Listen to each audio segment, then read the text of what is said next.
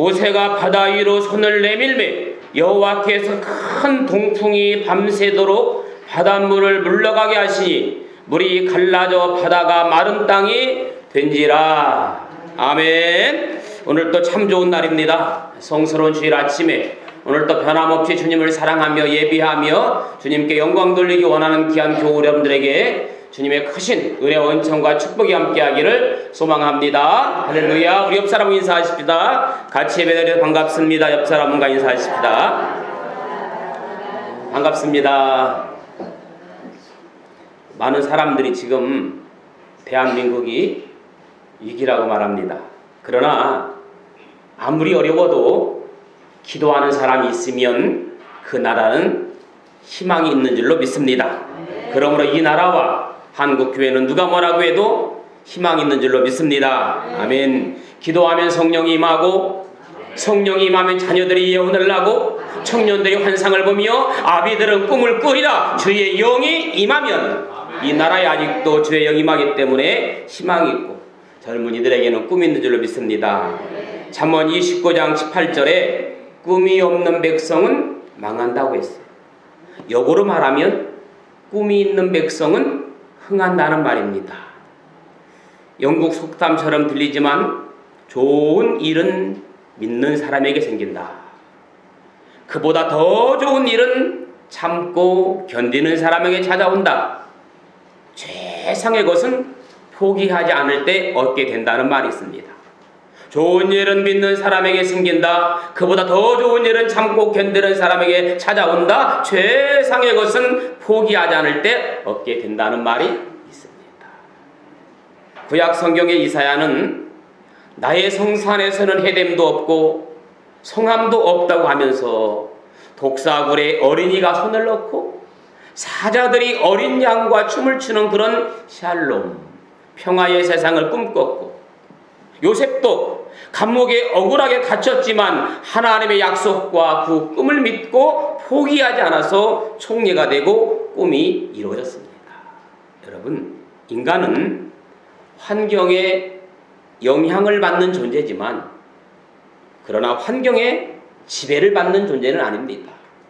환경에 영향을 받지요. 그러나 환경의 지배를 받아서는 안 된다는 말입니다. 만일 인간이 환경의 지배를 받았다면 이미 인간은 멸종했을지도 모릅니다.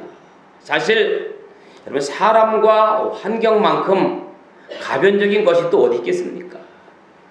사람은 원래 생겨먹기를 간사하게 생겨먹어서 그런지 아니면 환경에 영향을 받아서 그런지는 몰라도 어제까지 내 편이던 사람이 오늘 갑자기 등을 돌리기도 하고, 어제까지만 해도 일이 잘 풀리는 것 같았는데 오늘 일이 갑자기 막힐 때가 얼마나 많이 있습니까? 2020년 새해 어떤 환경이 우리에게 다가올지, 또 어떤 사람들을 만날는지 우리가 어찌 예상할 수 있겠습니까? 때론 좋은 환경이 펼쳐질 수도 있고, 때론 좋은 사람을 만날 수도 있겠지만 그렇지 않을 수도 있습니다. 그러기에 신앙은 애굽의 바로 왕을 보는 것이 아니라 하나님을 바라보는 겁니다. 아멘. 홍해를 보는 것이 아니라 홍해를 통해서 이루시는 하나님의 역사를 바라보는 것이 신앙이에요. 그래서 하나님을 볼 줄 아는 사람은 어떠한 환경에도 담대함을 덧입게 되고, 하나님의 역사를 믿음의 눈으로 꿰뚫어 보는 사람은 고난 중에도 감사하게 되는 거예요. 이것이 바로 성숙한 신앙입니다. 따라합시다. 고난 중에도 감사. 고난 중에도 감사할 수 있는 사람이 진짜의 신앙입니다. 그러므로 지난 한 해 동안 받은 복에 대해서, 그리고 앞으로 받을 복에 대해서 감사하는 저와 여러분들 되기를 소망합니다. 제가 참 좋아하는 찬양 가운데에 429장 세상 모든 풍파 너를 흔들어 라는 찬양이 있습니다. 세상 모든 풍파 너를 흔들어. 그 후렴구에 보면 받은 복을 세어보아라. 크신 복을 내가 알리라. 받은 복을 세어보아라. 주의 크신 복을 내가 알리라. 그렇습니다. 여러분, 복에는 두 가지 종류가 있습니다. 받은 복과 받을 복. 받은 복이 뭐예요? 말 그대로 내가 이미 하나님께 받은 복, 과거에 이미 받은 복이에요. 받을 복이 뭘까 합니까? 내 미래에 받을 복입니다. 아직 받지 않았지만 앞으로 받게 될 복. 그런데 이 두 가지 복을 받으려면 반드시 필요한 게 있습니다. 이거 정말 중요합니다. 이걸 알아야 이 두 가지 복을 받을 수 있거든요. 받은 복에는 감사가 필요합니다. 그리고 받을 복에는 믿음이 필요한 거예요. 받은 복에는 감사가 필요하고 받을 복에는 믿음이 필요하다. 다 같이 시작. 받은 복에는 감사가 필요하고 받을 복에는 믿음이 필요하다. 받을 복. 내가 아직 받지는 않았지만 앞으로 하나님께서 꼭 주실 줄로 믿습니다. 그래서 이 받을 복은 반드시 뭐가 필요하다? 믿음이 필요한 겁니다. 아브라함이 아직 없는 아들을 주실 줄 믿어서 100세의 이삭을 얻은 복을 받았지 않습니까? 믿음장이라고 하는 별명이 붙은 히브리서 11장 1절에 받을 복에 대한 믿음을 이렇게 설명하지요. 믿음은 바라는 것들의 실상이요 보이지 않는 것들의 증거다. 우리가 잘 아는 아브라함은 앞으로 받을 복에 대한 믿음을 가져서 나중에 복의 근원 믿음의 조상이 됩니다. 오늘 저와 여러분들도 앞으로 받을 복에 대한 믿음을 가져서 미래에 그런 복을 받아 누리기를 축복합니다. 다음으로 받은 복에 대해서 한번 생각해 봅시다. 받은 복에는 뭐가 필요하다고요? 감사가 필요합니다. 그래서 받은 복을 세어보아라. 크신 복을 내가 알리라. 복을 세어본다는 말은 내가 지금까지 받은 복이 뭔가, 내가 받은 복이 뭐지? 하고 찾아보고 세어본다는 뜻입니다. 찾아보고 세어보니 내가 이미 받은 복이 너무 많아요. 이건 안 찾아보고 안 세어보면 모릅니다. 똑같이 받아놓고도 어떤 분은 복인지도 모르고 감사할 줄 모릅니다. 그래도 자꾸 찾아보고 세어보면 주의 크신 복을 내가 알리라. 아하, 이게 다 하나님이 베풀어 주신 복이구나 하고 알게 된다는 겁니다. 그러면 감사할 줄 알게 된다는 겁니다. 그러면 이렇게 감사할 줄 아는 사람은 또 감사할 일이 생긴다는 거예요. 따라합시다. 감사는 감사를 불러온다. 감사는 감사를 불러오는 거예요. 저는요, 이렇게 제가 이미 받은 복 세어보니까 너무너무 많은 거예요. 교회적으로 지난 한 해 동안 제게 건강하게 목회를 잘 감당하게 하셔서 너무 감사하고, 그것만도 감사한데 게다가 우리 교회가 영적으로 부흥하고 성장하고 이 밖에도 감사할 일이 얼마나 많은지 세어보고 찾아보니 이제야 깨달아지더라고요. 여러분도 신앙생활하면서 불평불만하지 말고 이미 받은 복을 찾아보고 세어보는 성도가 되길 바랍니다. 그러면 앞으로 여러분이 받을 복이 정말 많아질 줄로 믿습니다. 시온의 대로라는 말이 뭡니까? 시온의 대로. 말 그대로 하는 일마다, 생각하는 일마다 마음먹은 대로 술술술술 잘 풀린다는 말 아닙니까? 오죽했으면 우리가 집들이 방문할 때 잘 풀리는 집이라는 하이타를 사갖고 가더라고요. 잘 풀리는 집이라는 그 비누가 있더라고요. 뭐 비누도 있고 휴지도 있고 있잖아요. 그거 휴지에 가져간다고 해서, 그런 비누 사간다고 해서 잘 풀리겠어요? 그럴 것만 같으면 제가 이사 신방 갈 때 잘 풀릴 것만 같으면 10박스라도 사가지고, 제가 이사 신방 갈 때 잘 풀리는 집 크리넥스 10박스 사가는 게 좋겠어요? 아니면 축복기도 가서 해주는 게 좋겠어요? 아유, 감사해요. 둘 다라는 말 안 해서. 지혜로운 사람 같으면 둘 다 그럴 텐데, 그래요. 여러분들은 축복기도가 더 믿음인 줄로 믿습니다. 하나님이 그렇게 만들어 주셨다는 말입니다. 누구를? 저와 여러분을. 그런데 여러분, 과연 우리가 시온의 대로처럼 모든 일이 술술술 풀리면 사는 사람이 얼마나 있을까요? 나는 하는 일마다 생각하는 대로, 마음 먹은 대로 술술술 한 번도 안 풀려본 적이 없다. 그럼 손 들어봐. 우리가 인생을 살면서 매 순간순간 경험하는 것이 뭐예요? 인생이 하루도 편날 날이 없다는 거예요. 하루도 편날 날이 없어요. 산 넘어 또 산이라는 말이 있잖아요. 이 산 넘으면 다 해결될 줄 알았는데 웬걸 더 큰 산이 또 하나 있어요. 저 건너편에 더 큰 산이 기다리고 있는 것이 우리의 인생입니다. 오늘 본문이 바로 이런 내용이에요. 이스라엘 백성들은 애굽에서 해방되기만 하면 모든 일이 내 마음대로 행복하게 술술 만사 형통을 풀릴 것으로 기대했던 겁니다. 그러나 출애굽의 감격도 잠시뿐이요, 현실은 만사 형통이 아니라 홍해 앞에서 더 나아갈 수도 없고 뒤로 돌아설 수도 없는 문제에 부딪혀버린 거예요. 죄송합니다, 여러분. 2020년 너나 할 것 없이 문제없는 한 해를 기대하고 약속했지만 어김없이 반갑지 않은 불청객들이 여러분들을 기다리고 있을 거예요. 홍해가 뭡니까? 오늘 본문의 이 홍해가 뭐예요? 사람의 능력으로는 안 되는 장벽이 바로 홍해바다 아닙니까?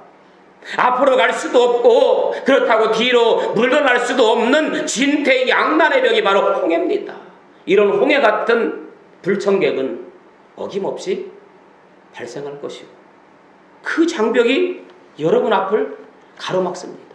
물론 저에게도 마찬가지입니다. 저에게도 홍해라고 하는 장벽이 수시때때로 찾아옵니다. 어떻게 해야 가로막힌 벽이 뚫리는, 말 그대로 시온의 대로가 될 수 있느냐 하는 말이에요. 하나님은 바다를 가르시고 길을 여신 능력의 하나님이십니다. 아멘. 그 능력의 하나님을 믿고 홍해 같은 장벽이 우리 앞에 가로막아도 믿음으로 뚫고 시온의 대로로 나아가야 할 줄로 믿습니다. 그러면 어떻게 홍해 길이 열렸을까? 오늘 본문에 홍해가 열렸잖아요. 우리가 어떻게 홍해 길을 열어가야 할까? 우리들의 과제입니다. 첫째는 13절, 14절을 쭉 읽어보시면 문제 앞에 불평대신 기도하라는 내용이랍니다. 13절, 14절에 보니까 너희는 두려워하지 말고 여호와께서 오늘 너희를 위하여 행하시는 구원을 보라. 여호와께서 너희를 위하여 싸우시리니 너희는 어떻게? 가만히 있을지어다. 모세는 이스라엘 백성에게 가만히 있으라고 13절, 14절에 반복해서 외치고 있습니다. 가만히 있으라는 말은 뭘까요? 이 말은 불평을 멈추라는 말이에요. 제발 호들갑 떨지 말고 죽게 될 것이라고 원망하지도 말고 그냥 가만히 있어 기도해라. 그러면 내가 너희를 위해 지켜줄 것이다. 할렐루야. 불평 대신 기도하라는 겁니다. 한번 따라합시다. 불평 대신 기도하라. 백성들은 넘실대는 홍해 바다와 뒤에 추격하는 애굽 군대를 보고 불평 불만을 모세에게 퍼부어댑니다. 10절 12절에 보니까 또 모세에게 이르되 애굽에 매장지가 없어서 이 광야에서 죽게 하느냐. 애굽 사람을 섬기는 것이 광야에서 죽는 것보다 낫겠다. 지금 불평하는 겁니다.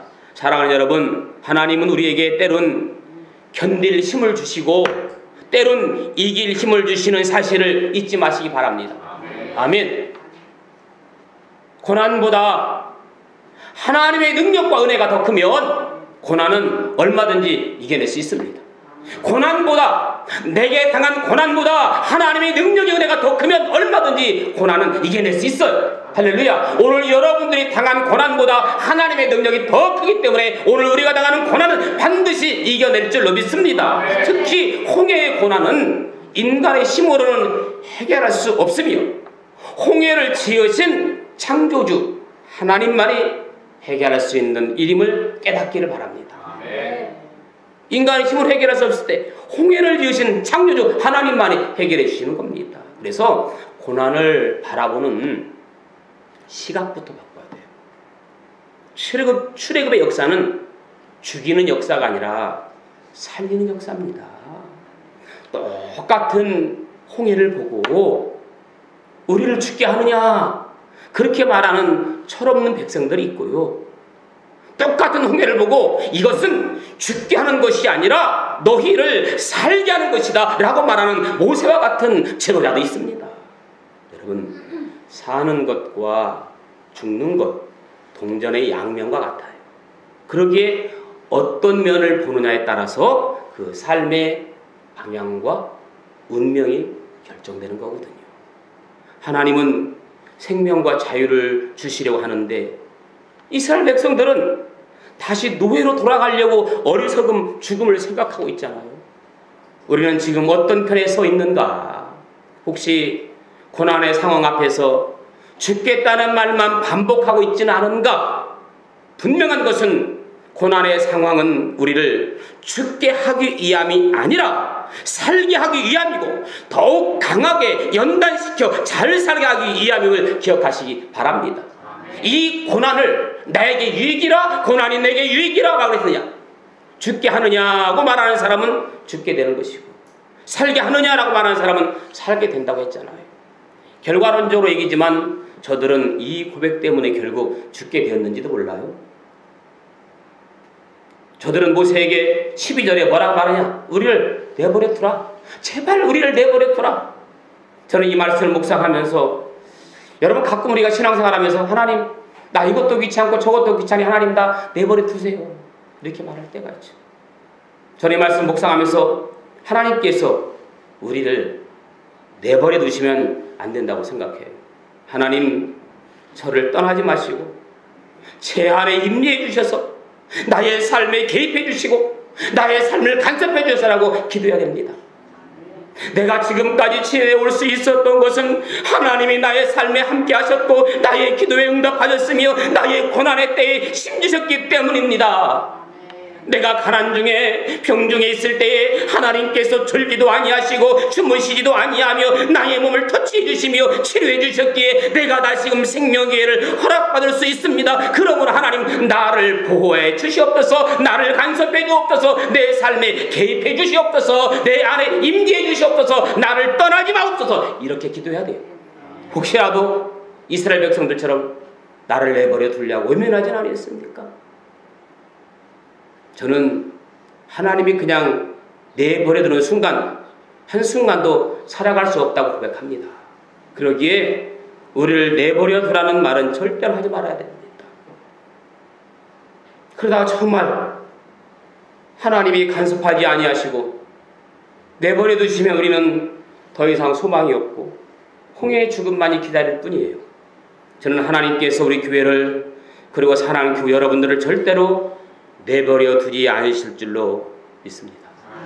새해는 더 부흥할 수 있도록 복 주시고 성도들에게는 영육간의 강건함과 풍성함으로 채워주셔서 성전들을 밟는 모든 이들에게 행복할 수 있도록 우리 안에 임재하시고 개입해 주시기를 간절히 주의 이름으로 축원합니다.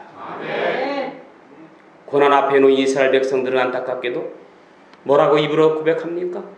광야에서 죽느니 차라리 애굽으로 다시 돌아가서 애굽 사람들에게 종살이 하는 게 낫겠다. 너무 가슴 아픈 일이에요.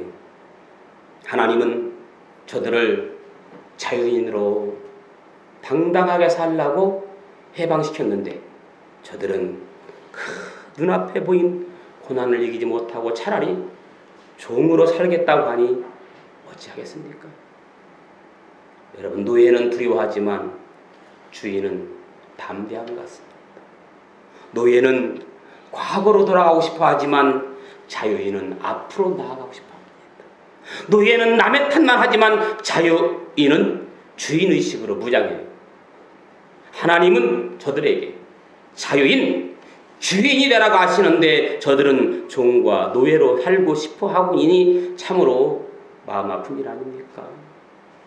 이를 영적으로 해석하면 하나님은 우리를 애굽에서, 다시 말하면 애굽 죄악 가운데서 건지셔서 자유인으로 살라고 기회를 주신 겁니다. 애굽을 탈출해서 가나안 땅으로 가라.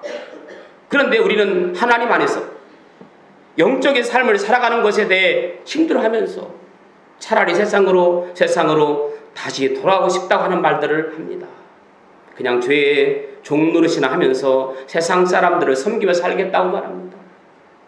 여러분, 문제가 일어나기 전에는 다 훌륭한 하나님의 백성인 줄로만 알았는데 홍해라는 문제에 부딪히니까 신앙의 사람 모세와 불신앙의 백성들이 확실히 차이가 나요. 그래서 사람을 구별할 때 어떤 문제 앞에서 어떻게 해결하느냐, 그걸 가지고 사람을 구별할 수 있겠더라고요. 믿음의 사람은 문제 앞에서 기도하지만 불신앙의 사람은 문제 앞에서 불평, 불만만 터뜨리는 것입니다. 그렇죠. 믿음의 사람은 문제 앞에서 기도하지만 불신앙의 사람은 문제 앞에서 불평불만만 터뜨린다. 아멘. 문제 앞에서 불평불만하는 백성들에게 하나님은 아무 일도 행하지 않으십니다.